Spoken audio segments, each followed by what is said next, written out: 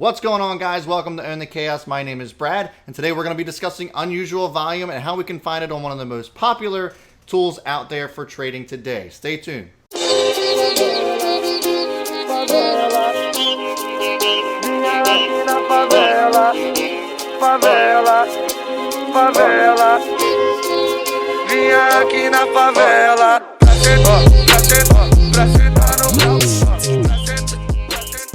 Alright guys, so you know that my favorite scanning tool ever is Equity Feed, and I love it, and it helps me find the best possible stocks out there, especially when it comes to unusual volume, on momentum scans, news scanners, all of that stuff. It's by far the best scanner that's out there that money can buy. But I understand, if you're just starting out, maybe that's a commitment that you don't want to make just yet. And so what I've done, with the help of a lot of other people within our community, is designed a scanner that's pretty similar to what I have on Equity Feed, and it's going to be a multi-part special. So it's not, they're not all, I'm not going to throw them all out at you here on this particular video, but I'm going to try to find one that's pretty close to my unusual volume scanner. And me and the folks in my group this morning were able to get one that was as close as possible for that what I have on Equity Feed, and compare it to TD Ameritrade's THINKorSWIM. Now, I know for a fact that it's not exactly what I have on Equity Feed because it's just not the same. But what we were able to do was tweak the parameters a little bit on the THINKorSWIM scanner itself, and at least get similar tickers to show up on what I have on my Equity Feed scanner as compared to THINKorSWIM. So let's take a look, and I'll help you find out how to at least get to that, as close to what I have. So here we go. All right, so once you've downloaded THINKorSWIM, if you are just starting out here, you're gonna wanna go to, and you get yourself logged in and all that good stuff, blah, blah, blah. You're gonna wanna go to the Scan tab, and this is going to set up your scanning capabilities to try to find and minimize all the noise that goes out in the trading world. There's thousands of stocks that are out there, and the whole purpose of using the scanner is to narrow that search down so that you can choose from the best quality stocks that are being traded that day. And so what I like to do is that I like to try to find stocks that have some sort of unusual volume. Why are they being traded all of a sudden? Because my style of trading is to try to find stocks at the very bottom before they make their run. And so this is part of that. This is what we do, search for unusual volume. We try to find out why stocks weren't trading for a long time. All of a sudden they are now, and then we go and do our due diligence and try to figure out why it is that this stock is being traded. And that's very important. That second part is trying to find that due diligence on why it's being traded. So we'll go over that on a later date, but for all intents and purposes, this is just for scanning for unusual volume. And so what I have here is just a very small list of stocks. The scanner's already running. And again, this is very comparable to the scanner that I use on Equity Feed, but this was just a way for me to reach out to you folks that weren't ready to make that commitment to Equity Feed, and at least get you close to what I have. So the parameters here, when you first click on the scanning tab, it'll have some default stuff, but I want you to pay attention to this stock filter here.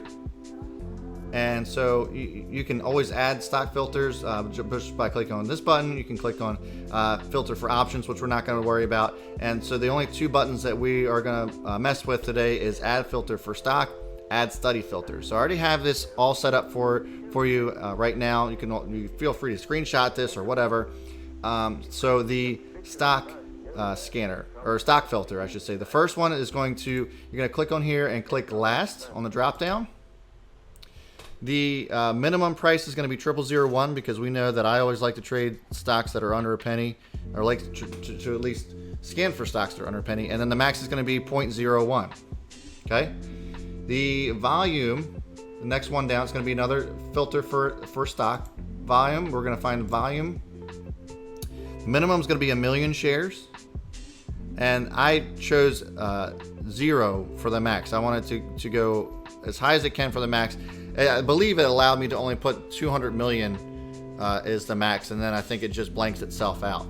So there you go. So stock volume is going to, or the stock filter is going to be volume. Minimum volume is 1 million shares, and max is infinity.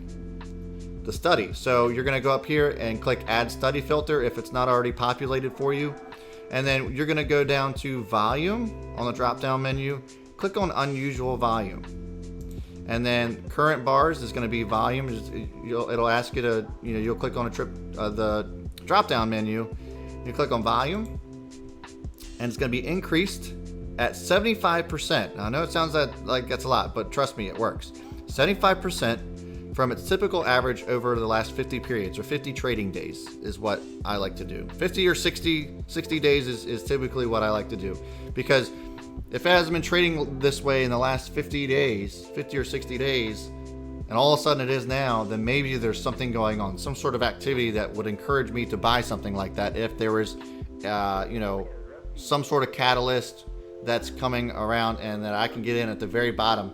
That's the whole point of this scanner, is to be able to pick up on these before everybody else does, and be one of the first ones to get in before it runs and takes off without you.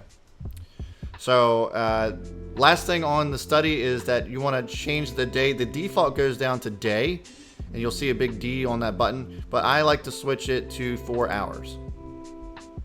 And it includes extended hours for trading. And with OTCs, as you guys know, there's not really anything that goes past after hours or pre-market for OTCs, but it's at least nice to have that there.